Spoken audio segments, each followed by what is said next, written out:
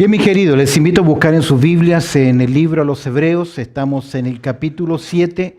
Hoy vamos a seguir la segunda parte del tema titulado Cristo es superior en el orden de su sacerdocio.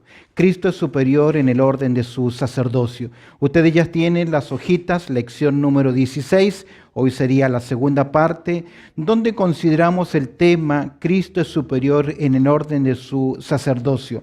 Hemos dicho que el estudio lo estamos girando en torno a algunas verdades importantes. En primer lugar, ya hemos visto los primeros 3 versículos que tienen que ver con el perfil de Melquisedec. Ya que en el texto vamos a ver cómo el escritor sagrado vuelve nuevamente a comparar el sacerdocio de Cristo como es superior al sacerdocio de Melquisedec. Debes entender que el escritor viene hablando desde el capítulo 5 este tema, pero tiene que hacer una especie de paréntesis porque se da cuenta que los receptores, sus lectores, en su inmadurez espiritual no están logrando comprender el argumento del escritor. Entonces él tiene que nuevamente hacer lo que le llamamos los pasajes de advertencia en el capítulo 6. Y más que nada el capítulo 6, más que una advertencia, es una afirmación de la seguridad de nuestra salvación, ya que al final establece y presenta la ilustración de cómo Dios hizo un pacto con Abraham.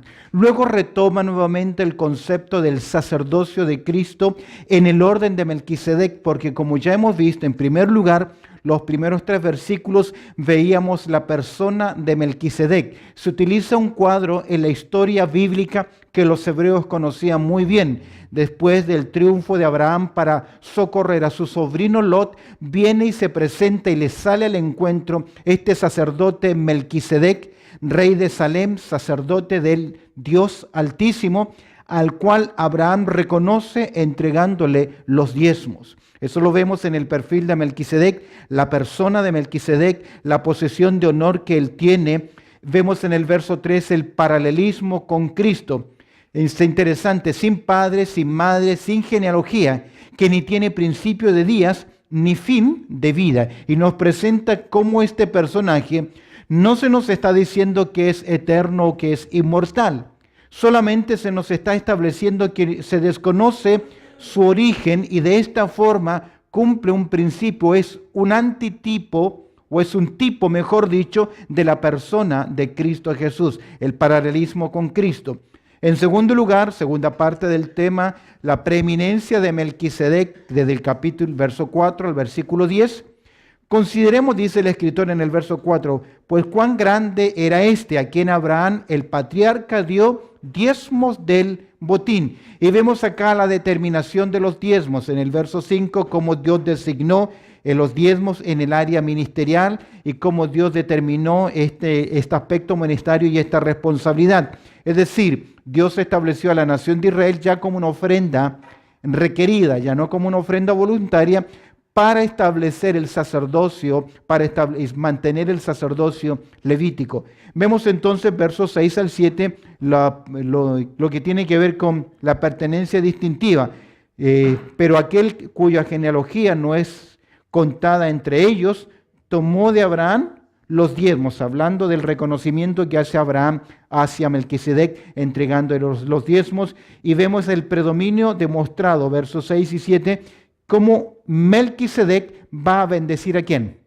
A Abraham, quien es a su vez el padre fundador de la nación de Israel. Vemos en letra C el desarrollo del sacerdocio levítico, como Dios lo estableció, en la demostración de la subordinación, verso 9 al 10. Y hoy entramos a los versículos 11 en adelante, que tiene que ver nuevamente con ese Cristo. Cristo es superior en el orden de su sacerdocio. Vamos a ver ahora, en primer lugar, la penuria, la necesidad de un cambio de sacerdocio. Mira conmigo el versículo 11. Si pues la perfección fuera por el sacerdocio levítico, porque bajo él recibió el pueblo la ley, ¿qué necesidad habría aún de que se levantase otro sacerdote según el orden de Melquisedec y que no fuese llamado según el orden de Aarón? Porque cambiando el sacerdocio es necesario que también haya también cambio de ley. Y aquel de quien se dice esto es de otra tribu, de la cual nadie sirvió en el altar. Porque manifiesto es que nuestro Señor vino de la tribu de Judá, de la cual nada habló Moisés tocante al sacerdocio.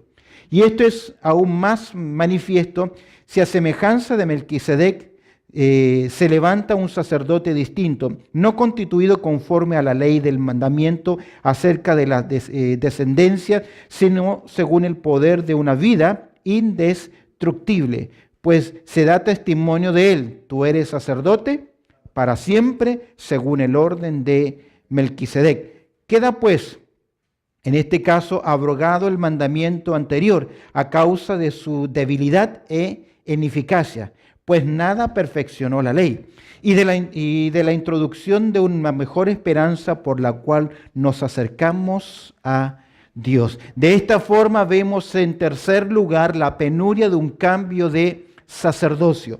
Mira, en primer lugar, versículo 11, el sacerdocio era precario, limitado. Mira conmigo el verso 11 del capítulo 7 a los Hebreos. Si pues,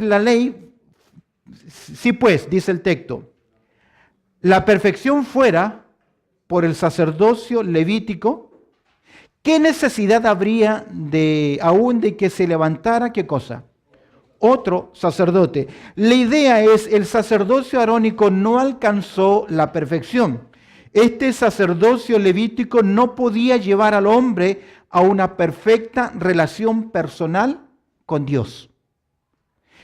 Este sacerdocio solamente servía para mantener la comunión de aquel hombre, de aquella mujer, que cometiendo un pecado involuntario por yerro, presentaba una ofrenda para establecer la comunión con Dios. A diferencia de lo que la ley tenía, los creyentes nosotros, para mantener nuestra comunión con Dios, ¿qué tenemos?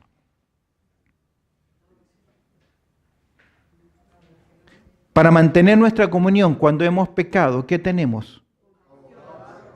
La confesión de nuestros pecados. 1 de Juan 1:9. Si confesamos nuestros pecados, Dios es fiel y justo. En aquel tiempo había una confesión, pero era necesario presentar ¿qué cosa? Un sacrificio. Pero si pues la perfección fuera por el sacerdocio levítico, y el escritor introduce un comentario, porque bajo él recibió el pueblo ¿qué cosa?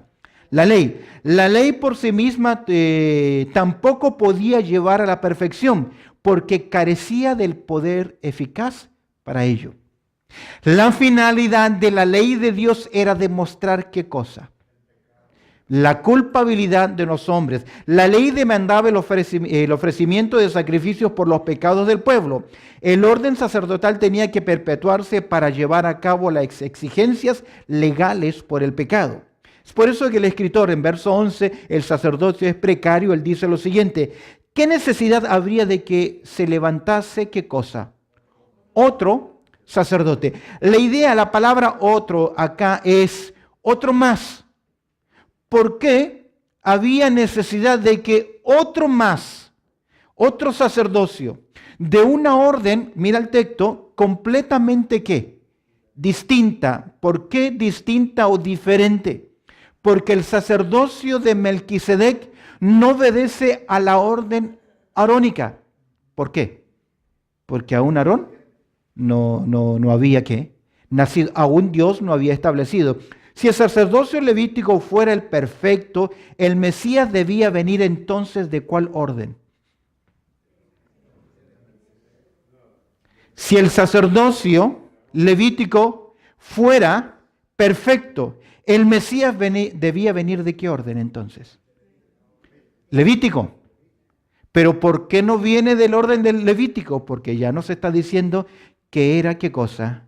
Ineficaz, que era necesario otro de diferente orden, otro distinto. Mire conmigo en segundo lugar, el sacerdocio era parcial, el del Antiguo Testamento, verso 12. Porque cambiando el sacerdocio, necesario es que haya también ¿qué cosa? Qué interesante el comentario. Cambiando, pues, dice, porque cambiando el sacerdocio, dada ¿a qué cosa?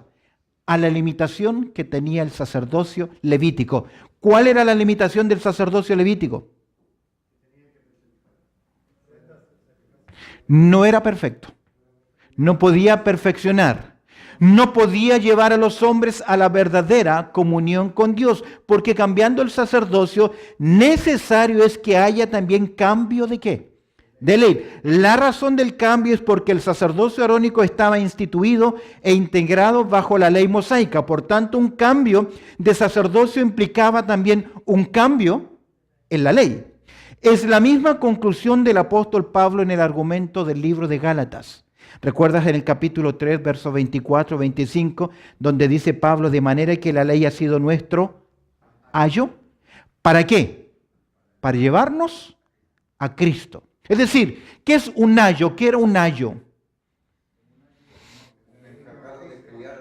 Era un instructor, era una persona que era un educador, un formador que las familias tenían para educar, formar la parte educacional de los hijos, sus valores, sus enseñanzas, todo lo que tenía que ver con ser un ciudadano responsable. El ayo era esa persona, ese instructor. Ahora, el argumento del apóstol Pablo es que ese ayo, lo único que sirvió fue para conducirnos ¿hasta quién? Hasta la persona. Es por eso que el argumento de Pablo en Romanos 3:25 dice, pero venida la fe, venido Cristo, ya viniendo Cristo, ya no estamos, ¿qué cosa? Bajo ayo. En otras palabras, ya no estamos bajo ¿qué? La ley. El Evangelio en el capítulo 1, el Evangelio de Juan capítulo 1, verso 17, claramente se nos enseña que por medio de Moisés vino ¿qué cosa? La ley.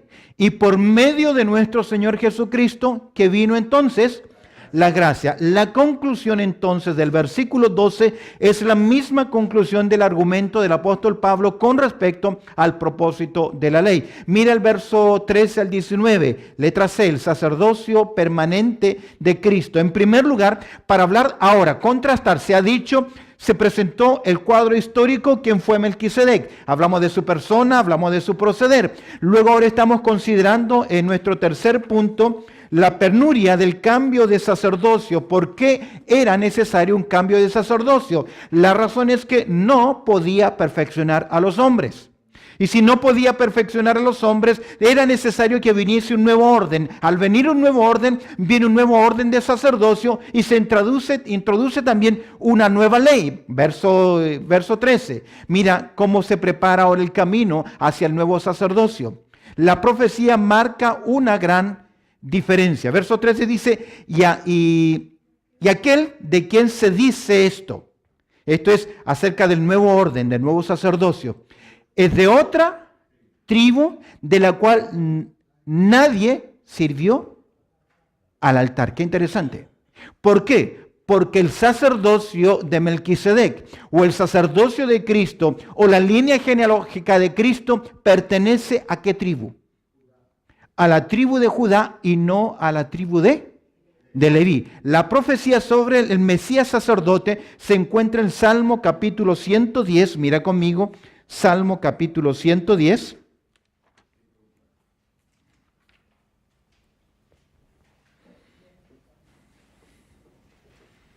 Mira el versículo 4. La profecía sobre el Mesías sacerdote hace necesario un cambio en la tribu sacerdotal. Dice el verso 4, ¿juró quién?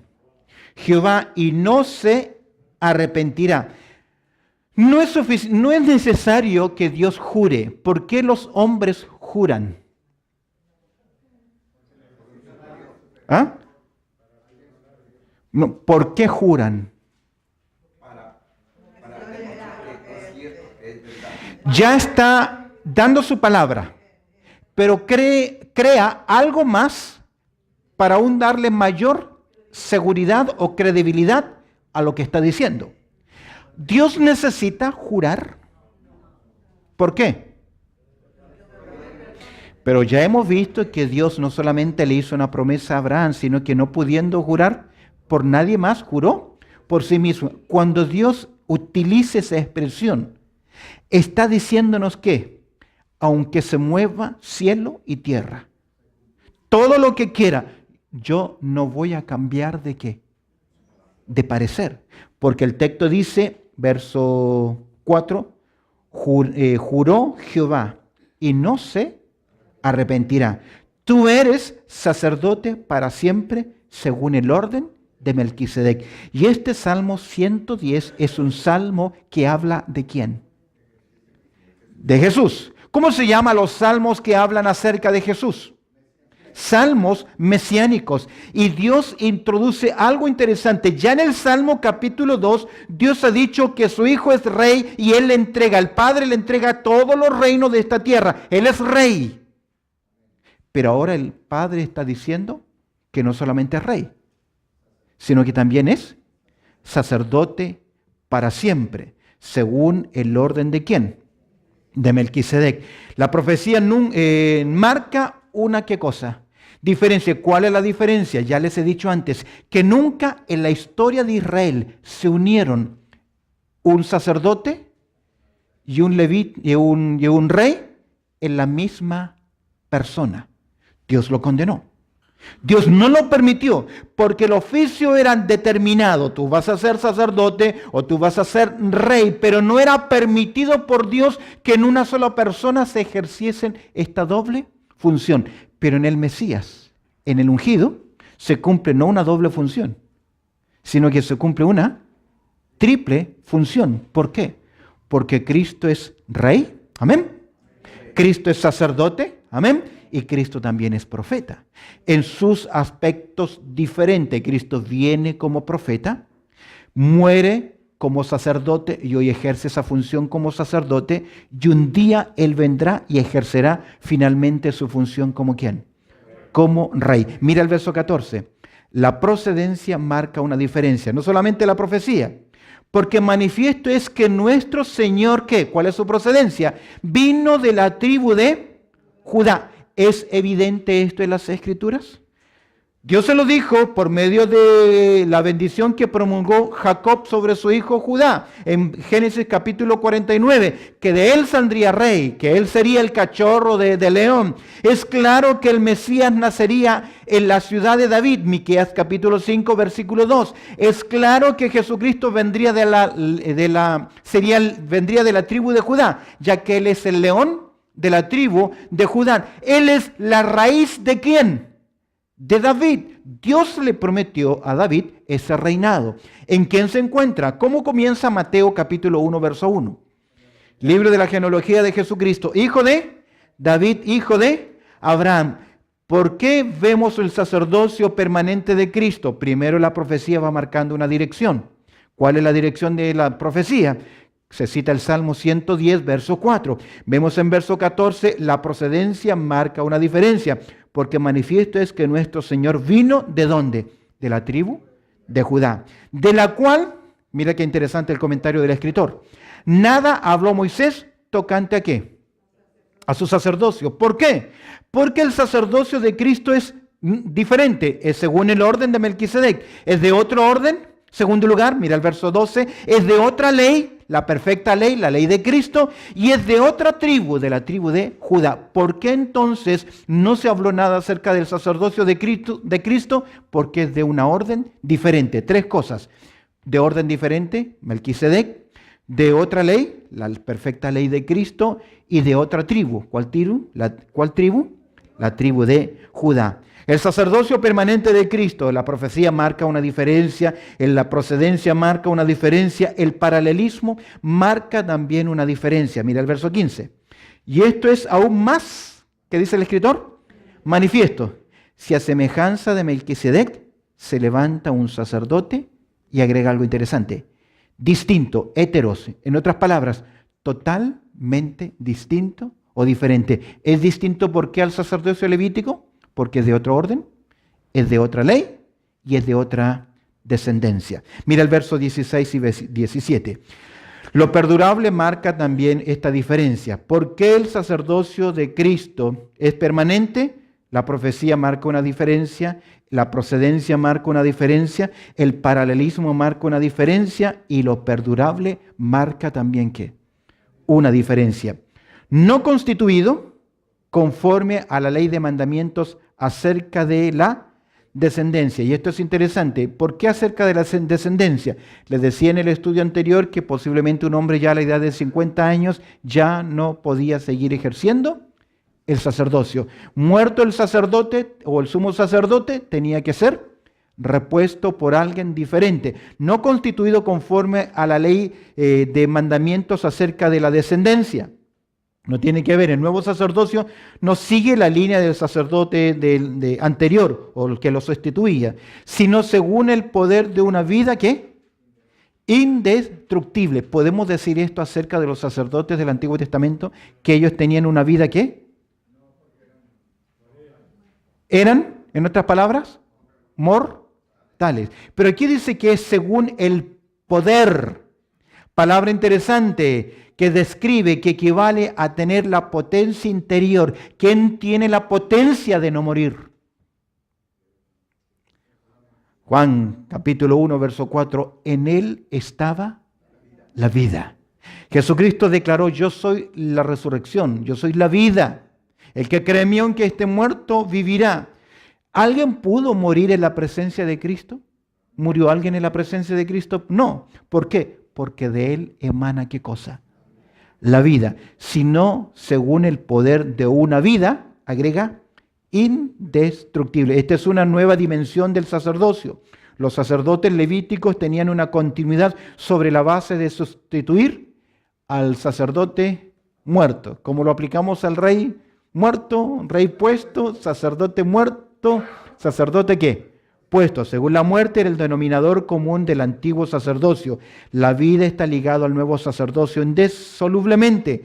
El nuevo sacerdocio se asienta en el poder de una vida indestructible. Mira el verso 17.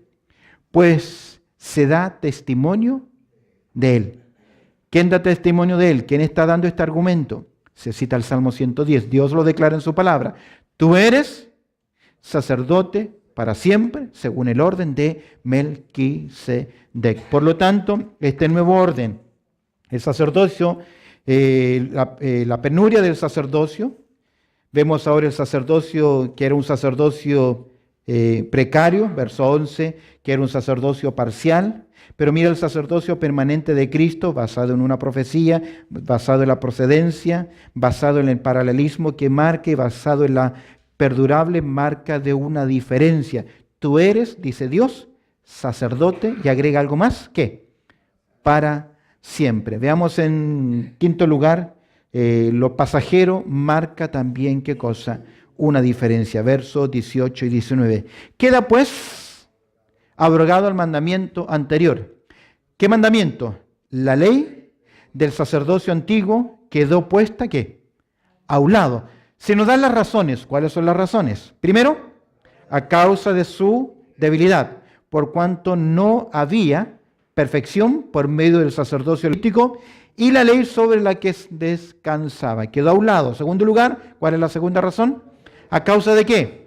De su ineficacia, es decir, era inútil a causa de la venida del nuevo sacerdocio.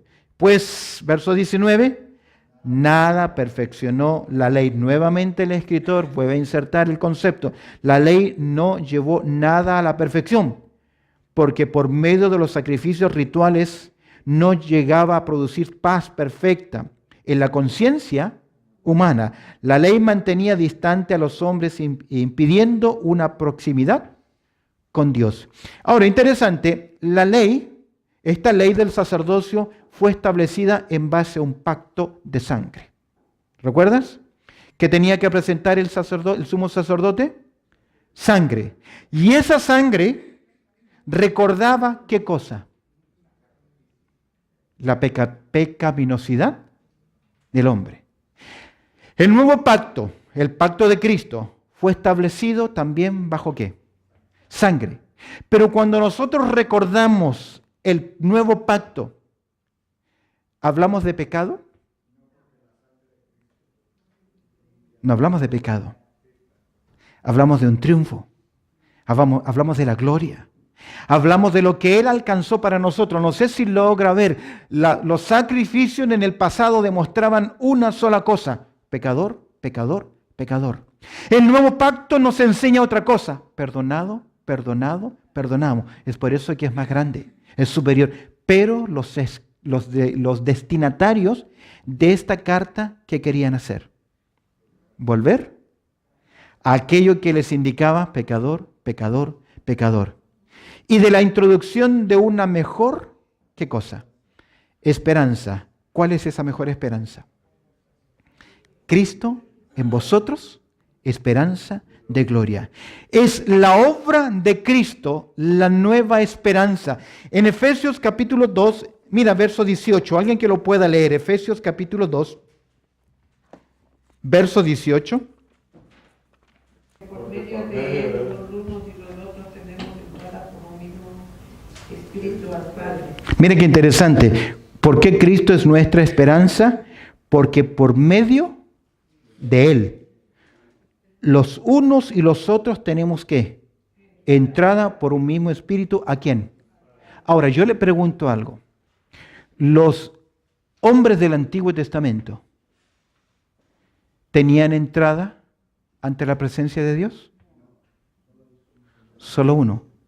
Pero usted y yo, Efesios capítulo 2, verso 6, hoy estamos sentados ¿dónde? En lugares celestiales juntamente con Cristo. En el capítulo 4 de este libro, verso 16, se nos invita a entrar ¿a dónde? Ante el trono de la gracia. ¿Por qué podemos entrar ante el trono de la gracia? ¿Qué separaba al hombre del lugar santísimo? El velo. Ahora, el Nuevo Testamento, el escritor a los Hebreos nos dice que podemos venir confiadamente a través del velo. ¿Y el velo quién es? Cristo Jesús. Es por eso que usted y yo, dice el apóstol Pablo, somos aceptos delante de Dios. ¿En quién? ¿Y quién es el amado? Cristo Jesús. Y de la introducción de una mejor esperanza, por la cual ¿qué? Nos acercamos a Dios. El hombre en el Antiguo Testamento solamente se acercaba hasta los atrios, algunos hasta el lugar santo y solo uno hasta el lugar santísimo. Pero usted hoy y yo hoy, ¿qué?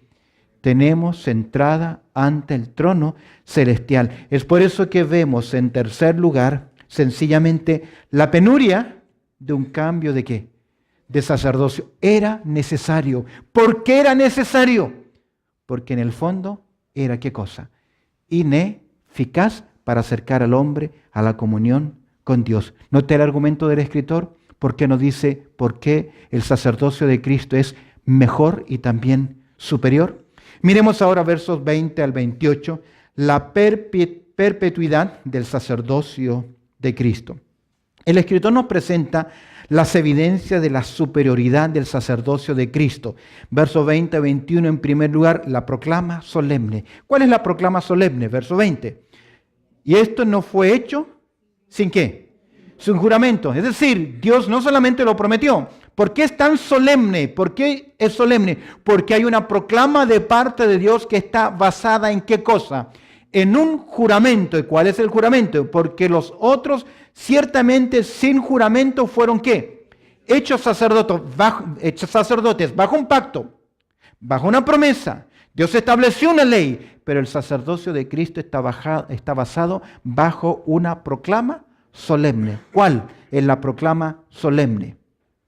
Juró Jehová y no se arrepentirá.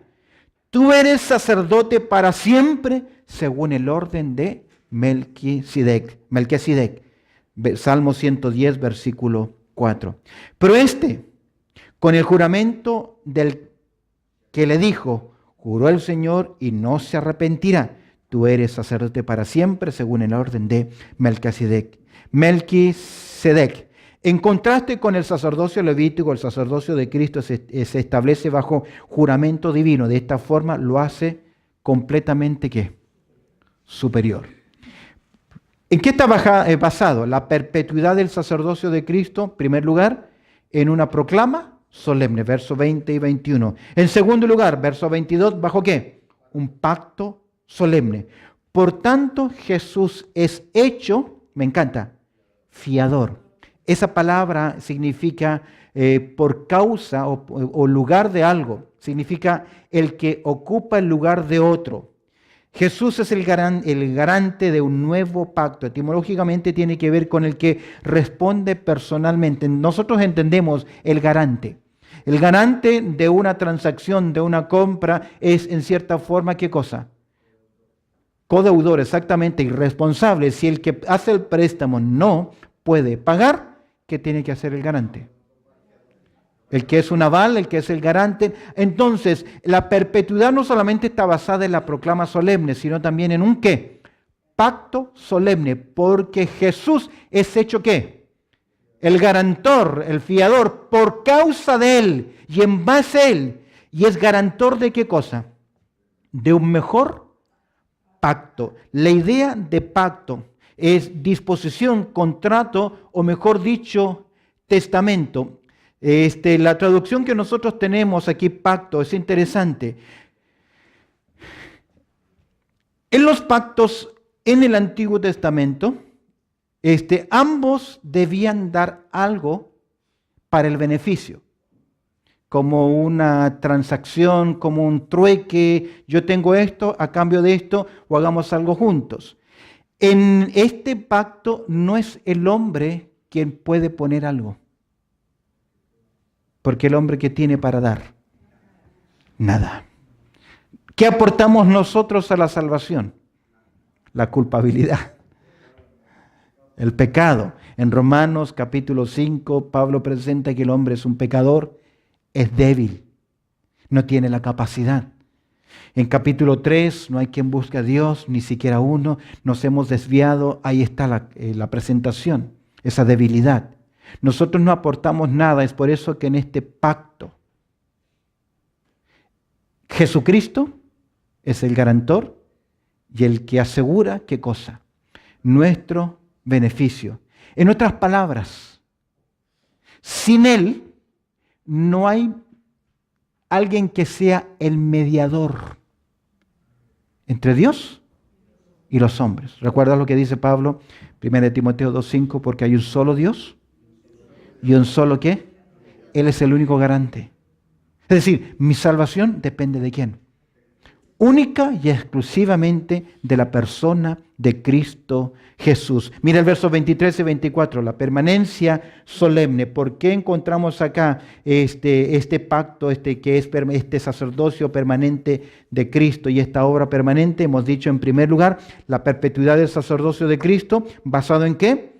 En una proclama solemne, en un pacto solemne, pero también en una permanencia solemne.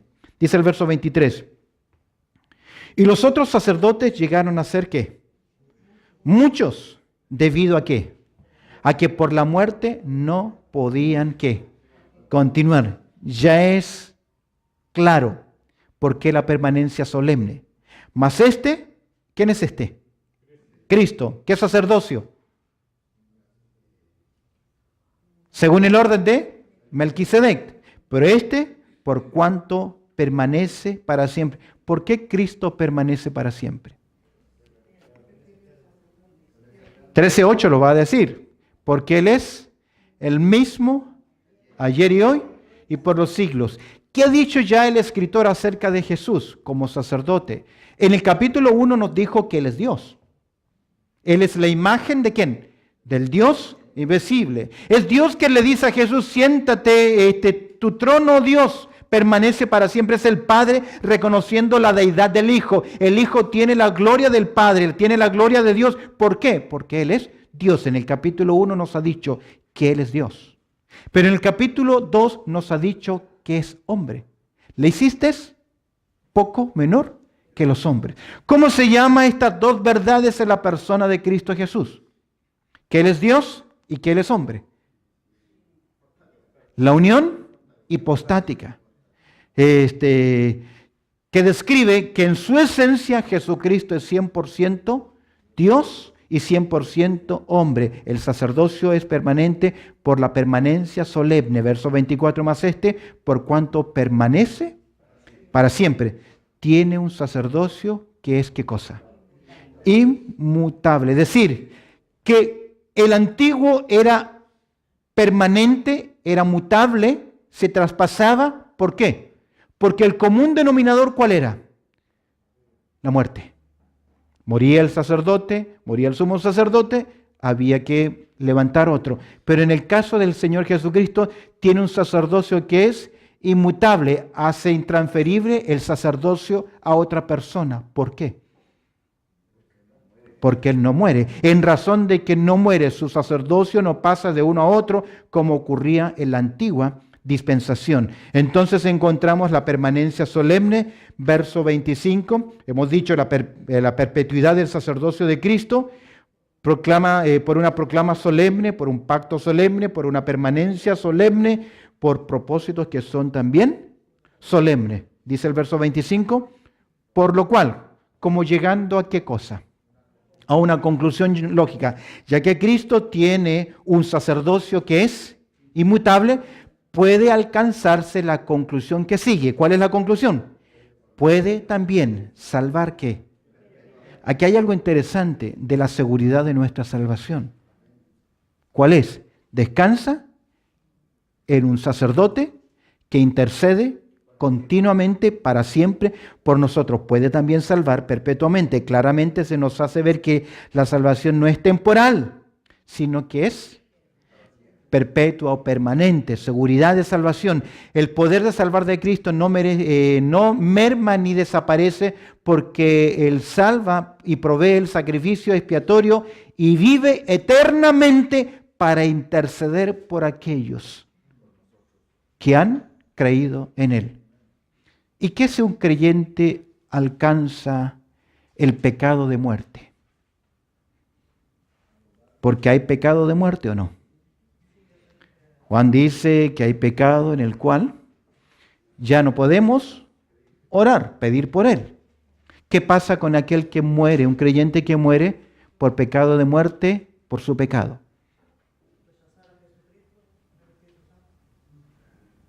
¿Pierde su salvación? No. ¿Por qué? Porque tiene un sacerdote para siempre. ¿Qué hace Dios? Disciplina, corta. La muerte física es el paso final en la disciplina divina, pero esto no significa que ese creyente ha perdido ¿qué? Tienes el clásico ejemplo de 1 Corintios capítulo 5, donde hay un hombre que está cometiendo pecado de incesto, se está involucrando sexualmente con su madrastra. ¿Y la iglesia qué hace? Está bien, tenemos criterio amplio, somos amplios de mente. Pablo dice, debieran más bien haberlo ¿qué? Lamentado. Es por eso que es puesto en disciplina para que el tal sea entregado a Satanás para la destrucción de la carne. ¿Qué significa eso? Disciplina. A fin de que su espíritu sea salvo para el día del Señor Jesús. Salvación, seguridad de salvación. Pablo en el Corintios capítulo 11 dice, hay algunos débiles, otros enfermos y algunos ¿qué? Duermen producto de ¿qué? De la disciplina. Lo volverá a tocar el escritor en el capítulo 10. Lo volverá a tocar en el capítulo 12, donde va a decir que Dios, como un padre, al igual que usted, al igual que yo, con mis hijos, ¿qué hacíamos? Los disciplinábamos también. Tiene un sacerdocio inmutable, por lo cual pudiendo también salvar ¿qué? Perpetuamente a quienes, a los que por Él se acercan a Dios. ¿Cómo por Él? ¿Recuerda Juan capítulo 17? Y esta es la vida eterna. ¿Cuál es? Que te conozcan a ti, el único Dios vivo o verdadero, y a quien tú has enviado. Si yo no conozco al Hijo, no puedo conocer al Padre. O mejor dicho, Juan capítulo 14, verso 6. La única manera para llegar al Padre es a través de ¿quién? De la persona de Cristo Jesús. A los que por Él, por Cristo, se acercan a Dios. ¿A quién iremos? Si solo tú tienes palabra de vida eterna. Solo en Jesús hay salvación. Amén. Hay un precioso coro que casi es un himno. Solo en Jesús se llama precioso. Estamos tratando de introducirlo en los cánticos nuestros. Es un precioso cántico que habla que solo en Jesús hay salvación. Él es la piedra angular. Viviendo, dice el escritor, verso 25, el propósito solemne, viviendo siempre para qué. Me encanta. Interceder por ellos. ¿Quiénes son esos ellos? Usted y yo, los que nos hemos acogido a la persona de Cristo Jesús. Dice el capítulo 10, verso 13, de ahí en adelante, esperando a que sus enemigos sean puestos por estrado de sus pies. El Señor ahora solamente espera que se cumplan los planes soberanos del Señor. Y ahora está a la diestra del Padre con una sola función. ¿Cuál es? Interceder por los suyos. ¿Por qué el sacerdocio de Cristo es perpetuo? Primero, por la proclama solemne. Segundo, por el pacto solemne. Tercero, por la permanencia solemne. Cuarto, por el propósito solemne. Verso 26, uno más. Por el provecho solemne. Porque tal sumo sacerdote, ¿qué? No convenía. El beneficio, el provecho, ¿de quién es? ¿De quién es? De nosotros mortales, los que hemos venido a los pies de Cristo. Uno que siendo hombre tiene la capacidad de poder comprender a los hombres, siendo Dios garantiza la eterna salvación de ellos. Por tanto, porque tal sumo sacerdote, ¿qué? No será provechoso. ¿Por qué nos conviene Jesús? Porque como hombre Él nos entiende. Amén. Entiende nuestras tentaciones, nuestras debilidades, nuestras luchas. Pero como Dios, Él tiene un sacerdocio que no cambia y permanente. Por lo tanto, ¿por qué es provechoso y solemne? ¿Por qué provechoso? Solemnemente. Porque en primer lugar es santo, segundo lugar es inocente, tercero es sin mancha, cuarto es apartado de los pecadores y quinto, hecho más sublime que los cielos. Describe su exaltación por encima de todas las cosas. Cuando Cristo terminó su obra, ¿qué ocurrió en el cielo? ¿Qué ocurrió en el cielo? Él fue recibido arriba en gloria. ¿Y Dios qué hizo con él? Lo exaltó hasta lo sumo, hecho más sublime que ¿qué? Que los cielos mismos. Es por eso que Cristo traspasó los cielos, verso 27, la preeminencia solemne que no tiene necesidad cada día, como aquellos sumos sacerdotes, de ofrecer ¿qué cosa?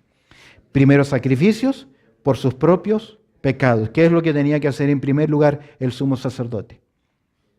Antes de hacer sacrificios por los demás, primero tenía que hacer sacrificio por sí mismo. Cristo tuvo que hacerlo.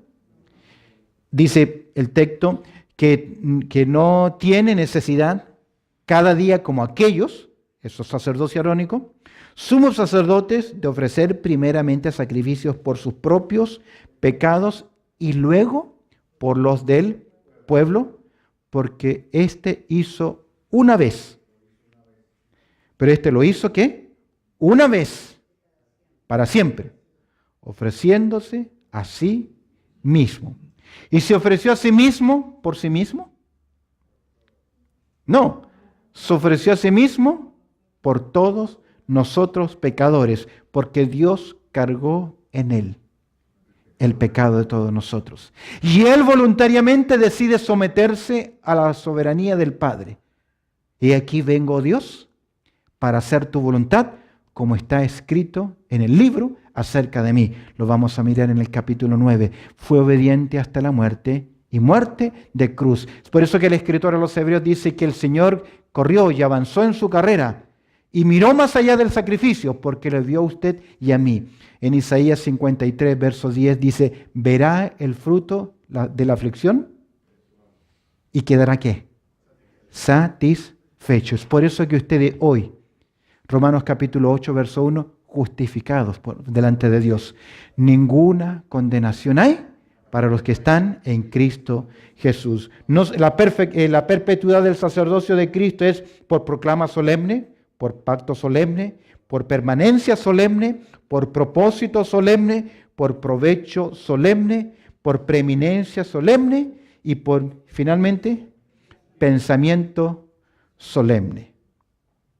Porque la ley constituye sumo sacerdote ¿a quiénes? A débiles hombres.